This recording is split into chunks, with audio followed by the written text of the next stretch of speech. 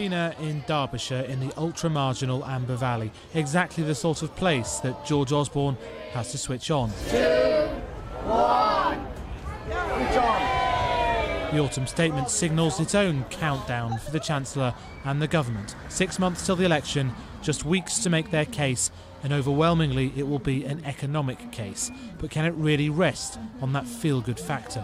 It's not recovering at all here. I mean, it's a little mining town and there's not a lot of jobs going about, so I don't think it's recovering at all at the minute. So do you trust the current government? No.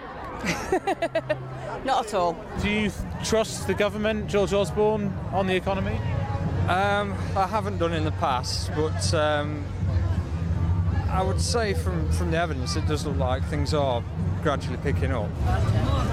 Voters will weigh up tumbling unemployment and the fastest growth of the world's major economies with sluggish improvements in personal finances and stubbornly large government deficits.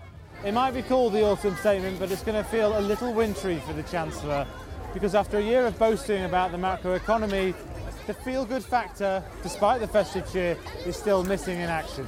High street confidence, perhaps unsurprisingly, has plateaued well below past highs. Consumer confidence crashed during the 2008 financial crisis, but it did then recover before this government's austerity programme and the crisis in the Eurozone hit confidence again.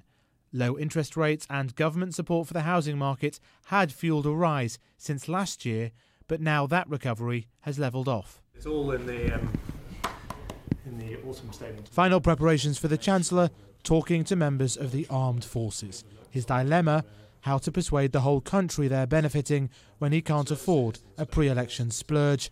There will be no Lawson-style giveaway, no net giveaway at all, and the ex-Chancellor himself can explain why.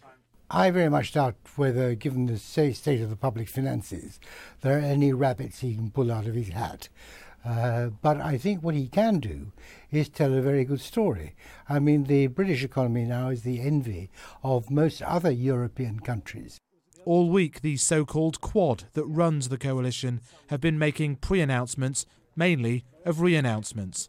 A road-building deputy PM, a flood-defending Prime Minister, a house-building Chief Secretary and an NHS-funding Chancellor, shared out amongst them for pre-election credit. Different tunes on welfare and tax will emerge from now on, though, and the Chancellor's hope in marginals like this is that if they don't feel good, they do feel well enough to stick with him.